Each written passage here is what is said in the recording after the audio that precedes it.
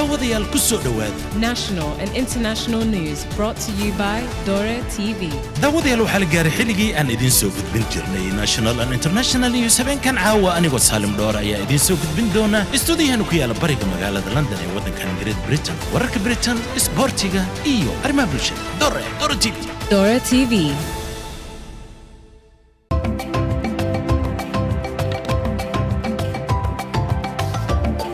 Perfect Moroccan sauce dhammaan dadweynaha Soomaaliyeed ee ku nool waddankan Britain iyo wadamada ay dariska yihiin waxay idinku bishaaraynaynaa in haatan waddankani la keenay Perfect Moroccan soup oo tayadeedu aad u wanaagsan yahay isla markaasina organic ah halkii caag waxa ku jira 1 kiilo waxay kala yihiin olive oil black caviar oo ah ukunta malayga argan oil oo caan ku ah waddanka Morocco sidoo kale olive and honey markaas la isku daray haddii xaajigaaga aad dareemayso in maqaarkiisu isbedelay wiilkaaga maqaarkiisu caajis oo ka muuqdo inantan ay u baahan tahay inay hablaha kale ay la tartanto xaajiyadanu ay u baahan tahay in ay isyaro nuuriso Perfect Moroccan soup wax weyn ayuu wajigaaga iyo jirkaaga labadaba uu ka bedelayaa haddaad ku qabayso jirkaaga waxaad dareemaysaa inuu aad u yara dibcay isla markaasina wax saliida ama kareemo uma baahnid Perfect Moroccan soup haddii aad u baahan tahay macluumaad intaani ka badan oo ku saabsan saabuuntan waxaad nagala soo xiriiri kartaa taleefanka haatan السلام عليكم ورحمة الله وبركاته هبين وعن وناكسن لمان داودياشين شرفتها يقيمها له ملو بد عالم كأدنا قد داونيسان كسو دوادا national and international news هبين كان عاوة أو أي تاريخ دو تهي سيديد طبانكا بشا شعبان سنة كون أفر بخل أفرتن تضبدا هجريد إسلامكا لانمد لحدا بشا لباد سنة لبادو كون لح لباتنكا وبشا فبوري ميلادية daawadayaal bisha barakeysan ee Ramadaan ayaa waxaa noogu harsan muddo 12 maalmood ilaa 11 maalmood oo kaliya Ilaahay subxaanahu wa ta'aala waxaan ka baryaynaa in bisha barakeysan ee Ramadaan caafimaad oo nagu gaarsiiyo annaga iyo dhammaan ummadda Islaamka ku soo dhawaada national and international news wararka gudaha iyo waddankani Britain gudihiisa daawadayaal sida aad la socotaan waddankan Ingiriiska muddooyinkii dambe siyaasadda waxaad moodaa inay aad u cakiran tahay iyadoo runtii fadeexooyinkii ay soo tarayaan kama dhigayo habeenkii saddexaad arrimaha fadeexooyinka aan ka hadlayo laakiin habeenkan caaw waxaan doonayaa in aan isha aan mariyo cirbadda la isku caateeyo ee loo yaqaano manjaro noocyo kale oo runtii waddankan Britain ay dadka cayilka la ilka daran ay markaas isticmaalaan oo qiimaheedu uu aad haatan oo kor ugu kacay oo la sheegayo in ay dad badan oo xanuunka kansarka qaba ay isbedel weyn laga dareemay ilaa iyo xilligii ay bilaabeen cirbadahaasi iyo wasaaradda caafimaadka maxay ay ka yiraahdeen ayaan rabnaa inaan si gaar ah u eegno sidoo kale daawadayaal muddooyinkii dambe waxaa aad u yaraaday waddankan Britain doomankii dhanka qaxootiga lagu soo gelayay iyadoo Faransiiska aad moodo inay aad daawadayaal u adkeeyeen ilaalinta xeebaha waddanka Faransiiska sidoo kale Iran iyo Mareykanka arintooda weli aad u moodo inay aad u sii adkaanayso iyadoo la filayo in waddanka Cumaan maalinta Berita lagu qabto shir ay iskugu imaan doonaan Iiraaniyiinta iyo waddanka Mareykanka ugu yaraan 700 oo ciidanka loo yaqaan ICE ee waddanka Mareykanka ay joogay magaalada Minnesota oo ay Soomaalidu ay ku badan yihiin oo Donald Trump wax laga weydiiyay kadib markii 700 oo ciidankaas ka mid ah laga saaray magaaladaasi sababtu waa maxay wararkaasi warar kale xiiso badan ayaan daawadayaal habeenkan caawa ku soo qaadan doonaa wararkeena waddankan Britain daawadayaal inta aan wararkaasi aanan u guda gelin maadaama bisha barakeysan ee Ramadaan ay haatan foodan ugu soo hayso waxaan rabaa in aad ila wadaagtaan klibkii ugu dambeeyay daawada klibkii ugu dambeeyay masjidka arraxmaan oo aad hore aad u dhisteen.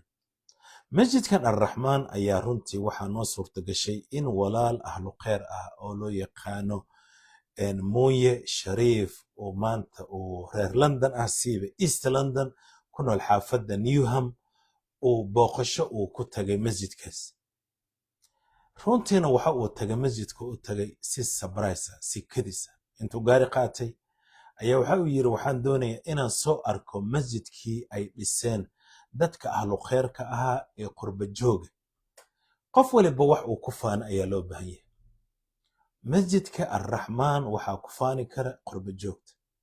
wax kasta waa la sheegay, qasri dheeroo la dhisay, kanoo la dhisay, laakiinse haddaan nahay qurba joog waxaan aan ku faanaynaa in masjid aad iyo aad u weyn aad dhisteen. annagana aan markasta aan doonayno in aan idiin soo gudbinno isbeddelka masjidkaasi. kilibkii ugu horeeyey ayaan rabaa inaad ila daawataan oo walaalkay mooye shariif uu nooga soo gudbiyo magaalada baraabe ee gobolka shabeellaha hoose. ila daawada kilibkan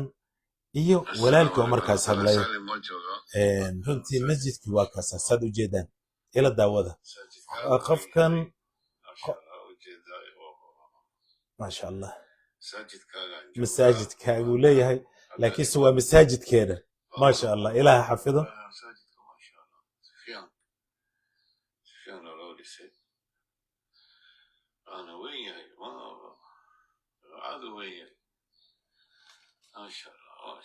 لكن حافظ غير ويلا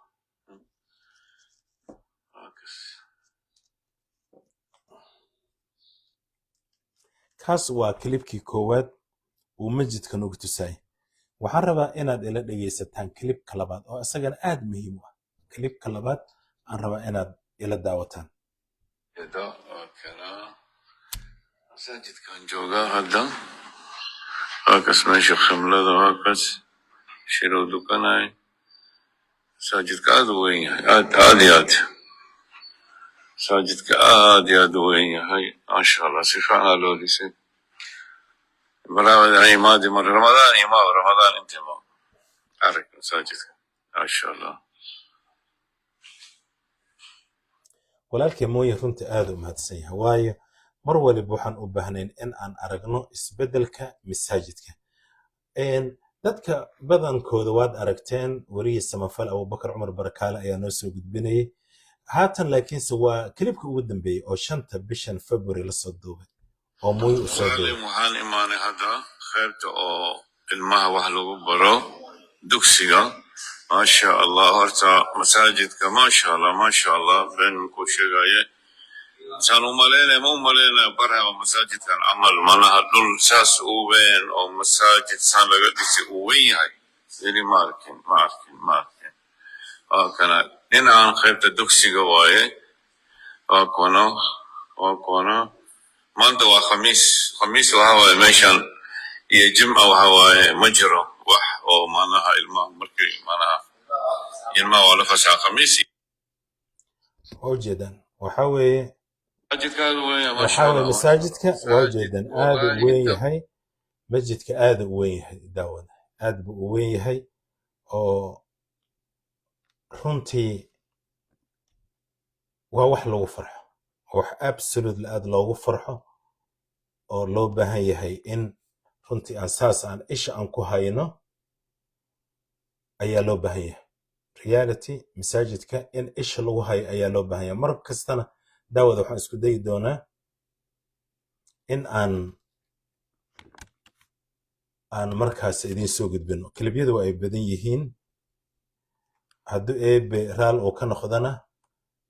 daawada kilibyadana waan sii wadi doonaa hadduu eebe subxaanahu wa tacaala uu raal uu ka noqdo.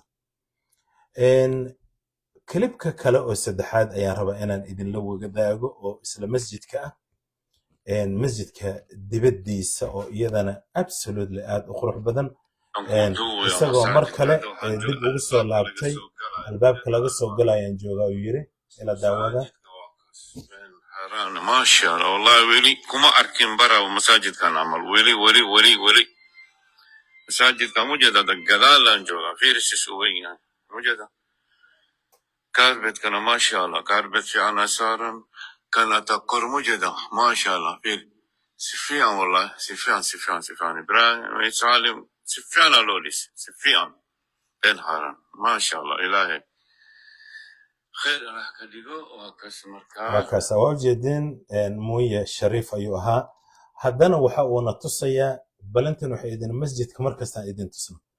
waxaa idin tusayaa qaybta dibadda markaa iyadana سالم وجد حقك بلاوة إلا أنت مجدة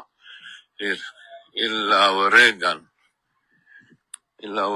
مجدة إلا وريغان أوكي فيريا أوكس مساجدك الرحمة ما شاء الله أذوية مساجدك أذوية أوكس إلا أنت دينعان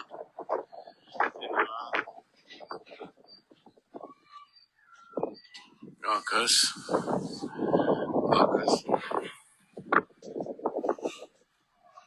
أوجد أمرينا أوكس سوية وجد مساجد كأذوية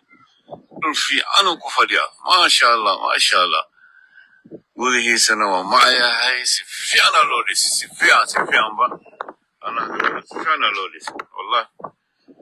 ما شاء الله ولو بانا لي المساجد أنا جمعة أوكس مركا مع السلامة خيرا كلها في يعني أنا حفظيها سيدي أمرك daawadayaal waxaan filayaa in hadal micnihiisu intaasu idinku filan yahay waad aragteen masjidka arraxmaan oo runtii aad i aad loo habeeyey sidoo kale wariye samafale abubakar cumar barakaale oo aad khayrka iyo wanaagga aad ku barateen ayaa maanta waxa uu noo soo gudbiyey caruurtii aadka u da'da yareed oo runtii laga farxinay caruurtan waa caruurta madarasa arraxmaan oo madarasada arraxma ee runtii dhalinyarada barakaale wuxuu noo soo gudbiyey caruurta iyadoo markaasi raashin loo diyaarinayo aad bay muhiim u tahay dadka inay arkaan khayrka iyo wanaagga halkaasi ka socda ila daawada kalibtan ugu horeynteeda السلام عليكم ورحمة الله وبركاته الحمد لله رب العالمين وبه نستعين على أمور الدنيا والدين وصلى الله على نبينا محمد وعلى آله وصحبه أجمعين أما بعد أعوذ بالله من الشيطان الرجيم بسم الله الرحمن الرحيم وتعاونوا على البر والتقوى ولا تعاونوا على الإثم والعدوان وقال رسول الله صلى الله عليه وسلم الله يستنصر عليه مال من صدقة بل يزده ووجدان caruurta raashinka ayaa loo diyaarinaa haddana waxaa idin wadaagayaa caruurtii oo raashinkii loo soo dhigay ila daawada الحمد لله وكفى والصلاة والسلام على من النبي المصطفى الحمد لله رب العالمين إلهي سبحانه وتعالى ما رزق جل جلاله ما أنت سيدا وإذا شيء كبرها والله فرحة دوذا ما أنت ميد الله يذكر ما الحمد لله ما أنت الحمد لله ما أنت قرآن إن شاء الله تعالى ومالنتي ونروح رئيسو إن أردينا مدرسة إن شاء الله أن قرآن ديارنا سيدا أمبولدي الحمد لله بنامين سكرتي بنكي الحمد لله بنامين ولد ولا كسال ما شاء الله الحمد لله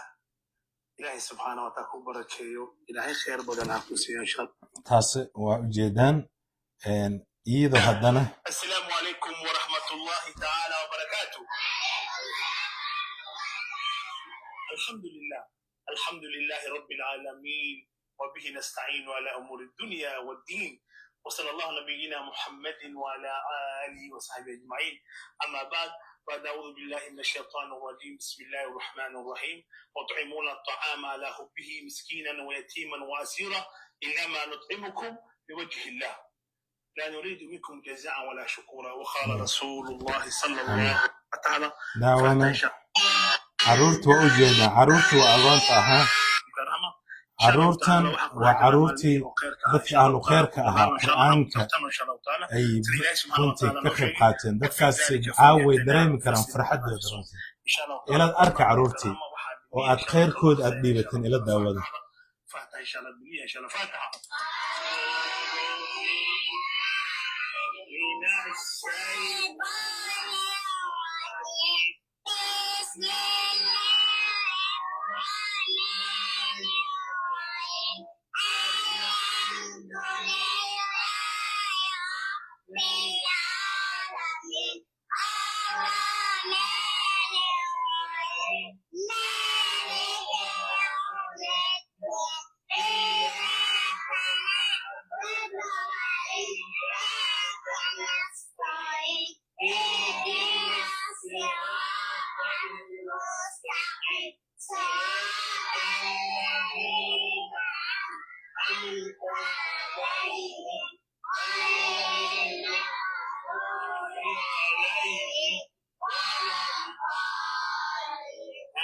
الحمد لله. اللهم ربنا آتنا في الدنيا حسنة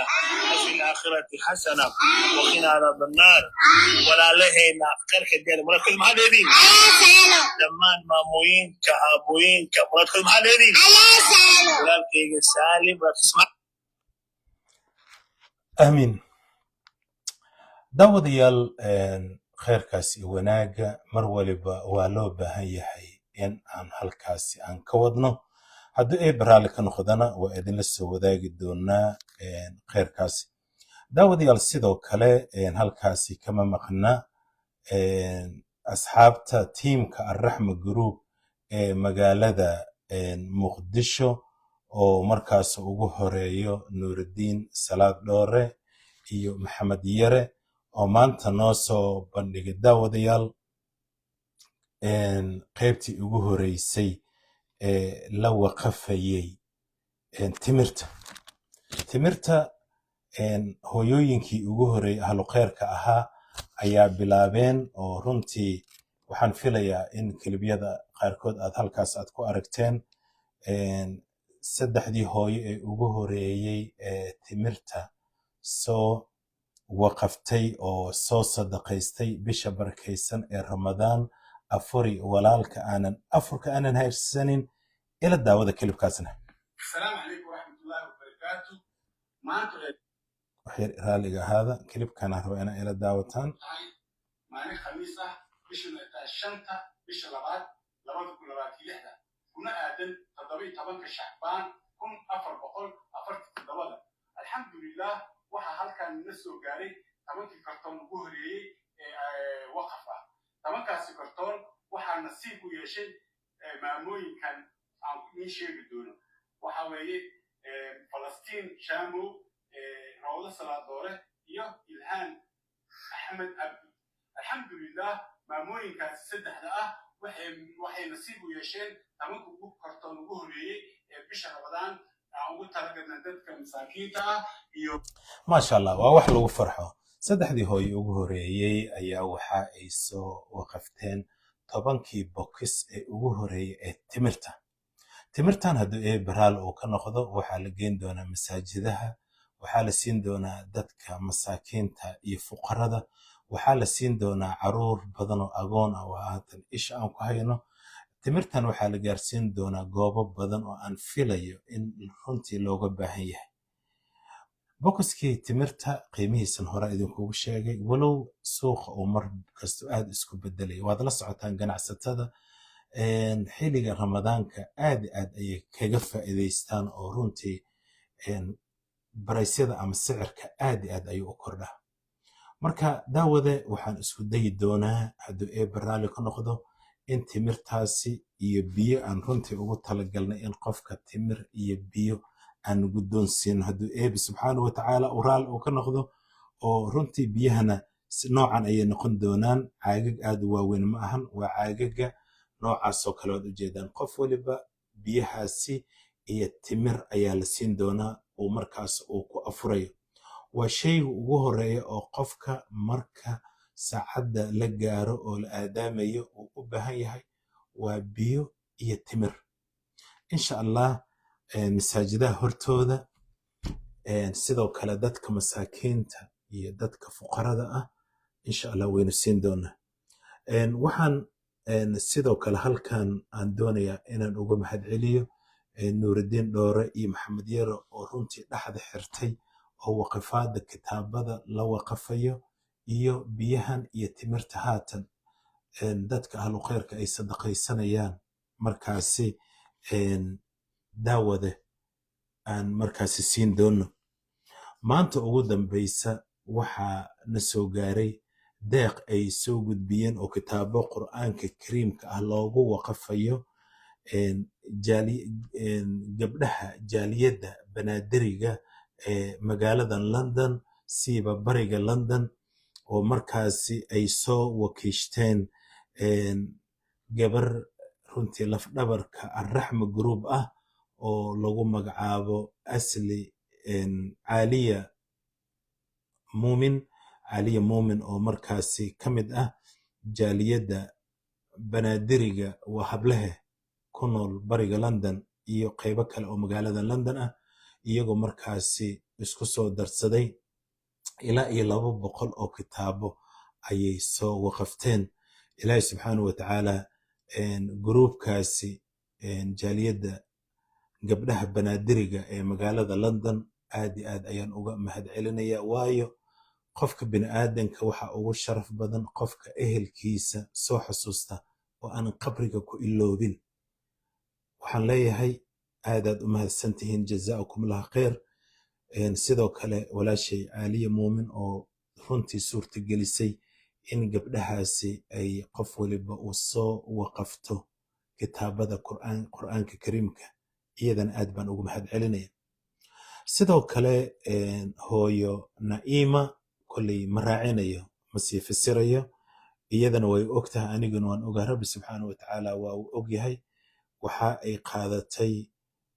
ugu yaraan 12 bokis oo timir ah, 12 bokis oo timir ah. sidoo kale hooyo Farxiya waa beri, sidoo kale iyadana waxa ay soo waqafatay ugu yaraan 12 bokis oo timir ah iyo biyihii lagu afuray, intaba waan ka haynaa. walaasha Naciimana sidoo kale waan ka haynaa. sidoo kale gabar Soomaaliyeed oo ahlu khayr ah, macalimad ah, magaceeda aan jeclay halkan inaan ka sheego, waa macalimad dugsi sare college macalimad ka ah. kole iyadana way fahmaysaa, anigana waa fahmaya, ma rabo inaan halkan magaceeda ka sheego. iyadana waxa ay soo waqafatay 12 bokis oo timir ah. sidoo kale afurkii ayay ka qayb qaadatay, 2 maalmood ayay qaadatay. ka waran dadku kala khayr badan. iyadana ilaahay subxaanahu watacaala ajra ka siiy. marka hooyooyinkaasi ilaahay subxaanahu watacaala ha barakeeyo, ha xafido. ilaahay subxaanahu watacaala waxaan ugu baryaa khayr iyo wanaag. sidoo kale waxaan halkan mahad gaar ugu celinayaa walaalkay Sheekh Maxamed Maxamuud Kombayaale oo maalmihii ugu dambeeyay aad iyo aad u dadaalaya. Sheekh Kombayaale waxa uu tiimka kale Arraxma uu kaga duwan yahay waa ceelasha. runtii ceel la qodo ajirkeeda aad buu u ballaaran yahay. waad la socotaan xadiidkii Nabi Maxamed sallallahu alayhi wasallam laga hadlayay ceelkii ninkii Yahuudiga lahaa ee ninkii muslimka ahaa uu ka iibsaday oo asxaabiga ahaa. Nabi Maxamed sallallahu alayhi wasallam ninka Yahuudiga markuu u tago yiraahdo ceelkaan raba inaan ka iibsado, wuu ka diiday. laakiinse ninkan asxaabiga oo beertiisa caan ah oo dadka cimrada taga inta badan taga, runtii aan idinkaga soo sheekeyn doono qisadiisa maadaama haatan niyuusta aan waqti sidaas aanan haynin. markii nabigu u sheegay ninkii asxaabiga ahaa inuu ceelka uu ka soo furtay uu soo iibsado, uuna ka soo iibsado ninkii Yahuudiga ah, Nabi Maxamed sallallahu alayhi wasallam waxa uu ku yiri ninkii ceelkaasi soo waqaftay nabigana ku soo wareejiyay, ahlu janna baa tahay baaliya. marka ajirka qofka ceelka qoda aad iyo aad ayuu u weyn. marka fadlan qofka waxaa la doonayaa inuu dadaalo oo juhdo geliyo. teeda kale xigta waxaa jira waxyaabaha ilaahay subxaanahu watacaala oo jannada uu qofka ugu hadiyen karo. waa maxay? waxa weeye qofka inuu salaada iyo sujuudda uu ku nagaado. qofka waa inuu sujuudda uu ku nagaada, inaadan degdegin. sujuudda markaad madaxa dhulka dhigto ha soo boodin saaxiib. sujuudda rabbi subxaanahu watacaala ayaad hortaada taagan, adiga ma arkaysa, laakiin rabbi subxaanahu watacaala ayaad madaxa dhulka u dhigtay, aad u hogaansatay sooma. markaa sidaas madaxa dhulka ugu hayso, ha degdegin, ku ducayso. sujuudda ku ducayso, sujuudda ku ducayso, waayo rabbi subxaanahu watacaala ayaad u sujuudsan tahay. waa waxyaabaha qofka bini'aadanka laga doonayo. haddaad ahlu salaad tahay oo ahlu khayr tahay, sujuudda ku dadaal. fadlan madaxa dhulka ma dhigtay, ku cesho madaxaada dhulka, waayo waxaad la soo boodaadan garanaynin. salaad ma dukanaysaa, ma sunaysanaysaa, sujuudda ku dadaal saaxiib. rabbi subxaanahu watacaala waa uu kuu naxariisanaya. rabbi subxaanahu watacaala inuu jannada ku geeyo waxay la tahay ma laha. marka fadlan sujuudda noqda qof sujuudda ku nagaada. salaadan la dadejinayo, la cararayo, oo aad moodo in 1 minute lagu dukanayo ama 1 minute and a half aad ku dukanaysaan, fadlan isku daya inaad sujuudda ku hakataan. halkeed u cararaysaan? rabbi subxaanahu wa tacaala oo yowmulqiyaama hortiisa aad istaagi doonto ayaad u sujuudsan tahay. maxaad leedahay? rabbiyow aniga amarkaagan qaatay. rabbi isaga wax kaama doonay. rabbi wax kaama doonay. marka fadlan asxaabteeda arraxma group sujuud ma gashay, sujuuddaas ku hako, ku xasil. wallahi alcadiim been idima sheegay. haddaad sujuudda gasho aad madaxa saas dhulka aad ugu hayso oo aad rabbi subxaanahu wa tacaala aad u sujuudsan tahay, ilaahay subxaanahu wa tacaala jirkaaga wuxuu ka bixinayaa daalkii, warigii, dhibaatadii oo dhan. waxaad moodaa in aad runtii laga bilaabay xilligaas aad sujuudda saas madaxa dhulka aad ugu hayso inay naxariis iyo nabadgeliyo uu rabbi ilaahay subxaanahu wa tacaala u dashaada u dhigay. allahu akbar. marka fadlan ku xasil sujuuda. ma doonaysaa nimco? ku xasil sujuuda. rabbi subxaanahu wa tacaala jannadiisa ma doonaysaa? sujuudda ku xasil kuna dhex ducayso. اللهم إني أعوذ بك من عذاب القبر من عذاب النار ومن فتنة المحيا والممات ومن فتنة المسيح الدجال. والدكaaga sujuud ugu dhex duceey, ku hako, ku yara hako ila arag isbedel ayaa dareemi doonta. wallahi alcadiim sujuuddaas haddaad ku hakataan, kurbo badan oo gurigaada ka taagan, qalbigaaga ka taagan, ilaa kaa qaaday. waad aragteen dadka qaarkood waqti dheer ayaad waxaad gelinaysaa social network. dad baad bahdilaysaa, dad baad dhibaysaa, dad baad runtii adduunka waxa ugu daran oo qofka bini'aadanka dembiyada ugu xun waxa weeye waxaa loo yaqaano malda, in qofka sheeko uu maldaho. qofka isagoo markaasi qof kale laga yaaba inuu ataagayo, in aad social network aad la soo istaagtaan adigoo hadal maldahaysad, inaad runtii qof kale walaal kale aad ku bahdisho. nin waliba wuxuu geystaa laga gudaya. war carabkan yuusan godka meel xun naga geynin. waxyaabaha la isku cadaabi doono waxaa ugu badan lisaan, carabka, afka. aan isku naseexayno. haddaan qaldanahay I'm sorry about it. I'm sorry. haddaan qaldamay intaasoo niyeysan duubay. waxaa laga yaabaa, waxaa la yidhaahdaa Soomaalidu waxay dhahdaa far bugta iyo shay ayaa ismaysa. hadday farta ay kaa bugta dhagax markaasuu ku dhacaya. albaabka markaad kasii baxaysa, albaabka farta meeshii qoyneed ayaad sii dhaawacaysaa. waxaa laga yaabaa hadalka aan laga yaabo possible inaan ku hadlo in dadka qaarkood ay u qaataan in uu dhaawacayo. subxaan allah. laakiinse my life I never try, xitaa iskuma dayo. xitaa qofka anigoo og inuu dhibaato ugu sameeyey inaan halkaas la soo istaago oo laga yaabo inaan qofkaas online-ka aan ku ataago, waa laga macay. absolutely waa laga macay. marka fadlan ilaahay ha laga baqo subxaanahu wa tacaala. xilli muhiim ayaa la gaaray. haddaad hadlayso qol wanaagsan ku hadal, haddii kale aamus baa lagu yiri. ummaddeena ilaah subxaanahu wa tacaala ha xafido. weligaa qof ha inkaarin, waayo adigoo badaxo u jeedad maxaad ba inkaar ka doontaa? qof baa wuxuu isleeyahay war qofka wuuba ku dhibay inaan inkaarin maxaa igu deeda. misena ilaahay subxaanahu wa tacaala waxa uu ku yiri in qofkaas aad dhahda rabbi ha soo hadiyeeyo ayaa aad u qurux badan. rabbi subxaanahu wa tacaala ha soo hadiyeeyo qofkan walaalkay. waxaad aragta cunug itixaan ah, ha ugu sii darin. maxaad leedahay? rabiyo cunugan deji. qof balwad lahaad aragta, ilaahayo qofkaani balwadda ka madoobay, biqalbi ugu ducay qof. walaalka ayaa waxaa aragtay inuu ahlu salaad ahayn, rabbiyo walaalkay salaada u fududay. maxeebba ma dhibba? waxaa dhici karta samada inay furan tahay, rabbi subxaanahu wa tacaala uu ku aqbalo. marka fadlan aan noqono dadka bini'aadanka waxa ugu wanaagsan oo muslimna lagu yahay in munkarka aan iska fogeyno, khayrkan aan badsano. walaalka hadduu khaldan yaha ka daba qaadan haddaad social networkan xumaad ku aragto intaad koobiyeys ha qaybin ummadda lama kalifo adig haddaad ummadda kalifo yoomal yayaam ilaah adoo ku kalifaya ku dhibaya dad naxariis badan ilaah naga dhigo soomaali haddaan nahay dhibkaan ugu batay ololkaan ugu batay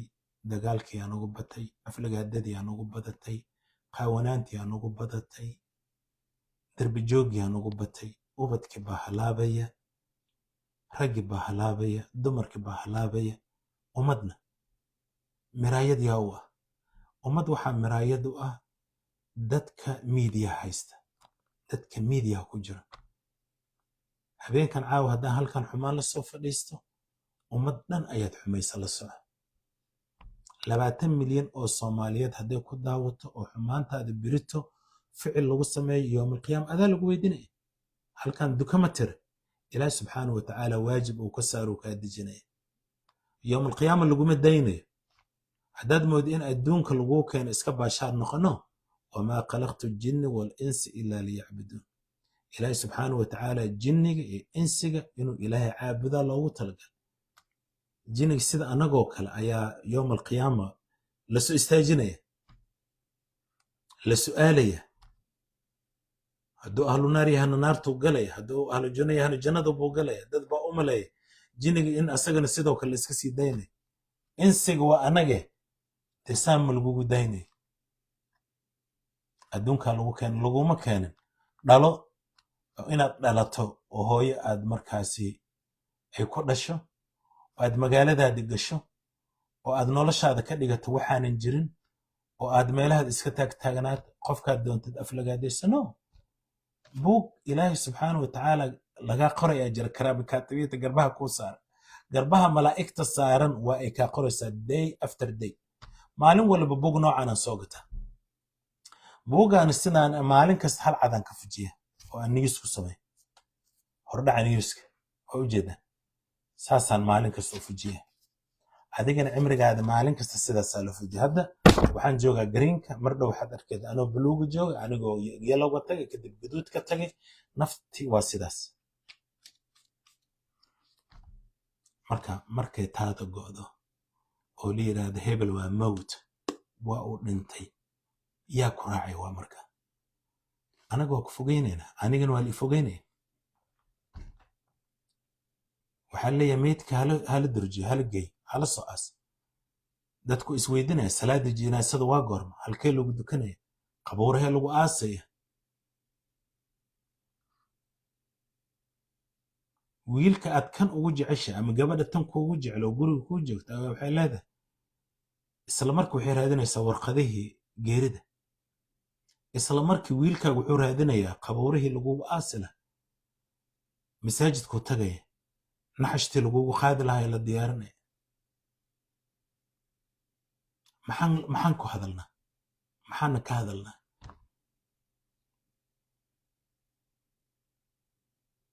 dadku kala nasiib badan dad ayaa asxaabay waxa ay yihiin ilaahi subxaanahu watacaala u kasay ahlu qur'aan wallahi dadka qaarkood markaad la hadasho ilaahi sidaan buu yiri subxaanahu watacaala nabi maxamed sala allahu calayhi wasalam sidaanuu yiri ana qof kula xantamayna allahu akbar dadkaas adduunku nool la socda anaga yaanan arkin oo keliya qofka qaldan loog imisa hooyooyin soomaaliyeed oo guruubyo ku jiro magaaladan london aan garanaya oo ahlu khayra guruubyada ragga inta badan ma arko raggi baan ku dhex jira laakiinse hooyooyinka soomaaliyeed qaar oo qagood 4 o'clock habeenimay soo kacan hooyooyin aan weligood qur'aan baranin ayaa qur'aanka haatan akhrinaya hooyooyin ayaa alifka akhrina oynaya hooyooyin ayaa juhdi xilligan aan idinla hadlayo aniga aan laga yaabo inaan 45 minutes nuyuuska idin hortaagay imase ayad ayaan baran karaa laakiinse dusheena waxaa amar ah oo nabi maxamed sal allahu alayhi wasalam goobka aad degan tihiin agagaarkiina wax yaala ogaada oo wararka ah dad baan la noolnahay maxaa nagu wareegsan inaan fahanno dartiis waa waxaan halkan idinku fadhin. waqti hore oo aan sidaas u fogeen wuu ii dhegaysanaya wadaada aad u garanaysa sheekh usuli oo aan iniga fogan xaafadeeda ayaan wallahi anigoo go'aan ku gaaray inaan wararkan Britain Royal TV anigoo oo Somali Cable ah oo National TV aan soo maray ayaan maalin wacay asagaa runtii markhaati ah waa wax la iga qoray waxaan ku yiri sheekh usuli waxaan ku weydiinay wararkan aan akhrinayo haddii dambi oo laga yaabo in aakhiradeeda u daran tahay waan joojinaya oo maanta wax runtii aakhiradeeda ku dheelay maro sheekh usuli waa uu maqlaya waan is aragnaa waana dadka ahlu khayrka runtii Soomaalida haatan ku dhex jira muftiga Soomaalida kamid ah wuxuu yiri Saalim newska anigana waan dhageystaa waan arkaa wax maanta dhibaato leh oo aan u jeeda mala hal shay kaliya iska ilaali wixii ummadaasi dhibaya wixii ummadaasi kala geynaya oo laga yaabo yawmal qiyaama in lagu weydiiyo laakiin wixii jira oo wadankan ka jira oo dhabta ah anigoonan buubuuninaynin ina idin soo gudbiyo that is the why ana maanta aan ugu mahad celinayo culimada ahlu khayrka oo sheekh usuli ka mid yahay culimo badan oo dhinteena sheekh Usmaan Macaan oo ka mid yahay sheekh Xaamud oo ka mid yahay sheekh Axmed Cabdiqani ka mid yahay culimadaas ahlu khayrka ee telefishinada isku baranay aan su'aashaas wada weydiiyay marka waxaan ula jeedaa asxaabi haddaad xitaa TikTok soo galaysid culimada aanan kaa fogeen xaafada degan waxaad dhahdaa TikTokgayga ma arka waxaan ku hadlay ma dambi baa iga imaanay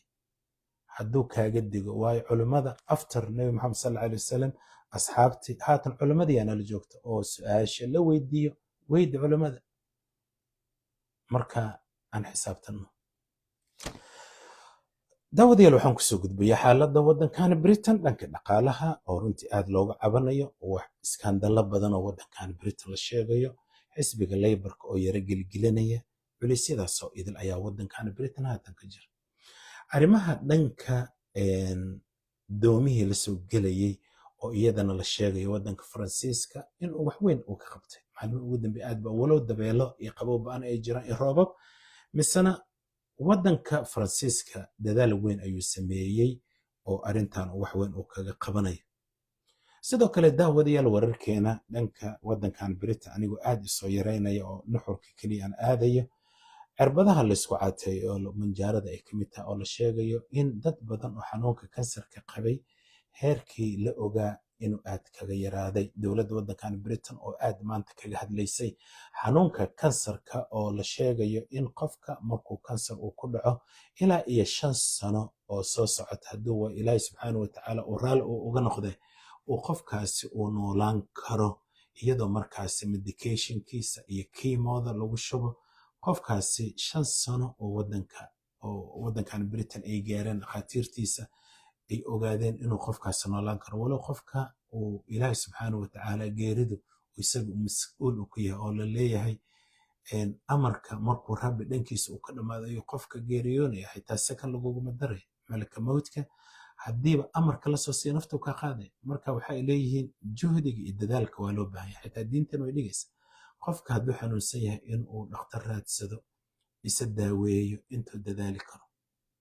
waayo qayb nolosha ka mid ah waa noloshaada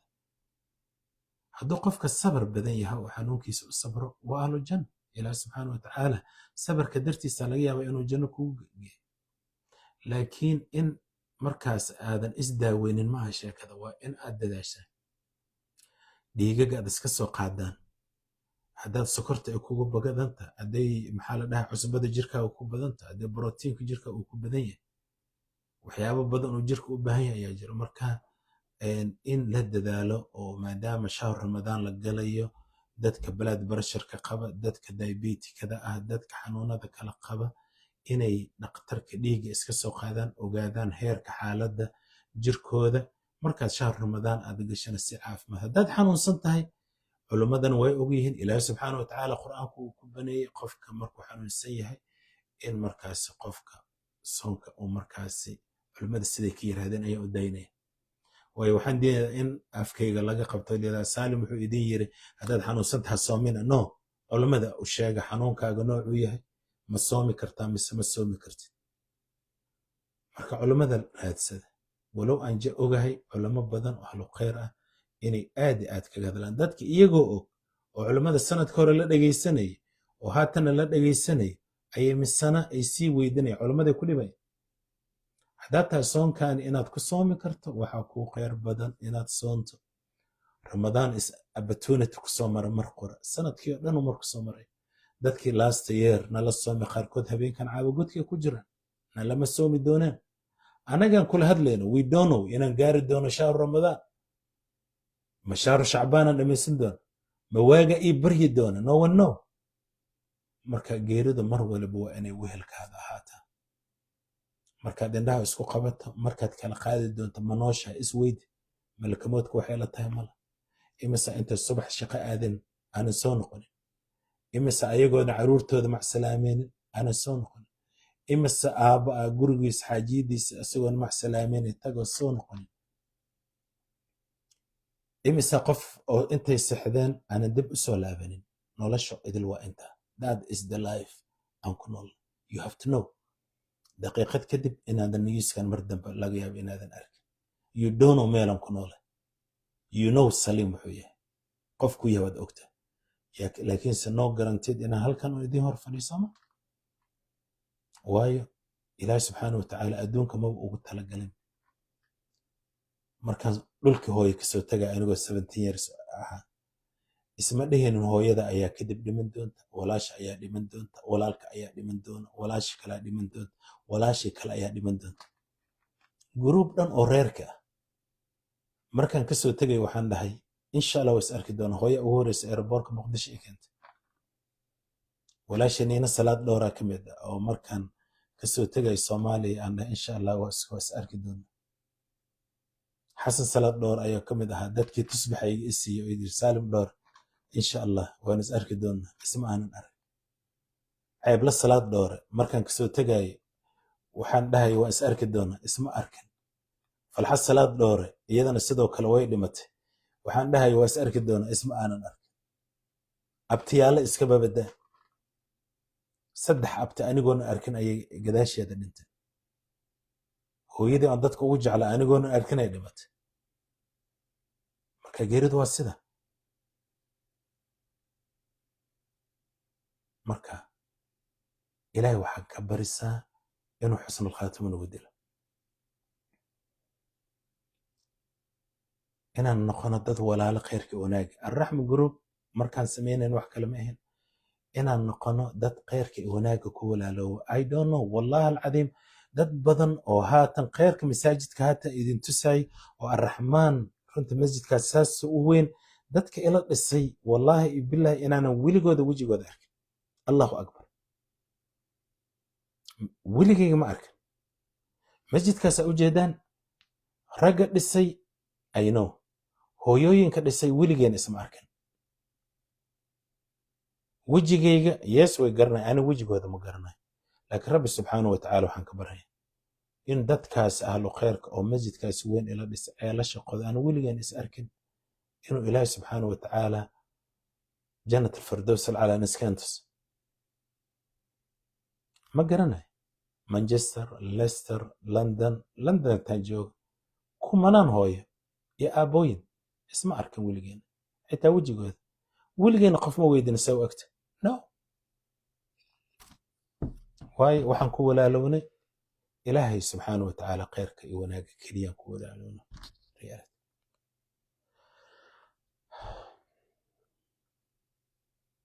ilaah noo naxariista ilaah awlaadeena oo naxariista ilaah inta dhibatay qabriyada waasaca ugu dhigo ilaah subxaana watacaala xusnul khaatima ha nugu diro ilaahay bishaan barakaysan ee shacbaan aan ku jirno inta dhiman ilaah noo fududeeyo ilaahay subxaana watacaala shahru ramadaanna ilaahay caafimaad ha noo gaarsiiyo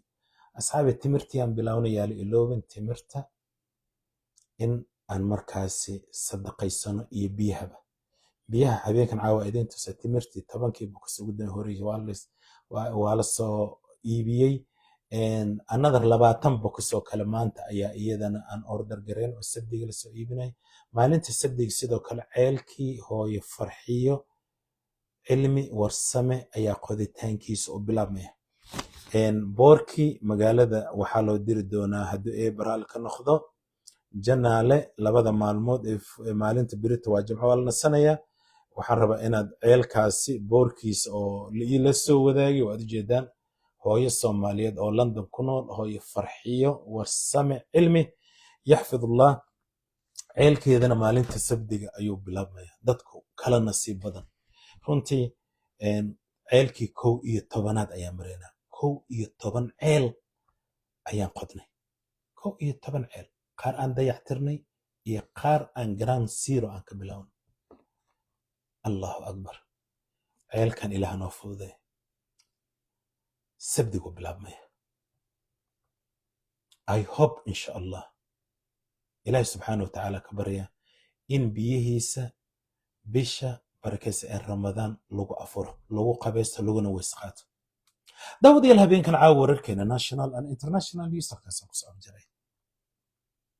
anigoo saalim dhowr ah ayaa wararka habeenkan caawa idiin soo gudbinay daawadayaal cafis iyo saamax mar waliba rabbi subxaanahu wa tacaala waxaan ka baryaynaa inuu dembiyadeenna cafiyo ilaahi subxaanahu wa tacaala waxaan ka baryayaa in waalidkeenu u naxariisto inta dhimata iyo inta noolba waalidka qurba joogana dhexda xirta ku dadaala khayrka iyo wanaaga ubadkeena ilaaha xafido anagana ilaaha la xafido maxaynu iska dhaafan habeen waliba anigoo idinkaga soo gudbinay istuudiyaheena ku yaala bariga magaalada London ee waddankan Great Britain peace and love peace and love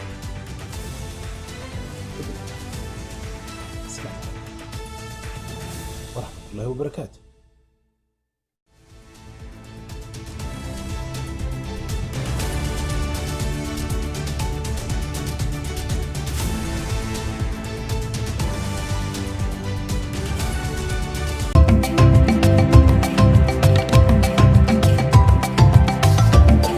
Perfect Moroccan Soap dhammaan dadweynaha Soomaaliyeed ee ku nool waddankan Britain iyo wadamada ay deriska yihiin waxay idinku bishaaraynaynaa in haatan waddankani la keenay Perfect Moroccan Soap oo tayadeedu aad u wanaagsan yahay isla markaasina organic ah halkii caag waxa ku jira 1 kiilo waxay kala yihiin olive oil black caviar oo ah ukunta malayga argan oil oo caan ku ah waddanka Morocco sidoo kale olive and honey markaas la isku daray haddii xaajigaaga aad dareemayso in maqaarkiisu isbedelay wiilka maqaarkiisu caajis oo ka muuqdo inantan ay u baahan tahay inay hablaha kale ay la tartanto xaajiyadanu ay u baahan tahay in ay isyaro nuuriso Perfect Moroccan Soap wax weyn ayuu wajigaaga iyo jirkaaga labadaba uu ka bedelayaa haddaad ku qabayso jirkaaga waxaad dareemaysaa inuu aad u yara dibcay isla markaasina wax saliida ama kareemo uma baahnid Perfect Moroccan Soap haddii aad u baahan tahay macluumaad intaani ka badan oo ku saabsan saabuuntan waxaad nagala soo xiriiri kartaa taleefanka haatan shaashada kaaga muuqda hadaad leedahay ganacsi hadaad leedahay online business intaba halka aad joogto ayaa lagugu keenaya qiimahana waa mid markaasi ku qancin doona Perfect Moroccan Soap Perfect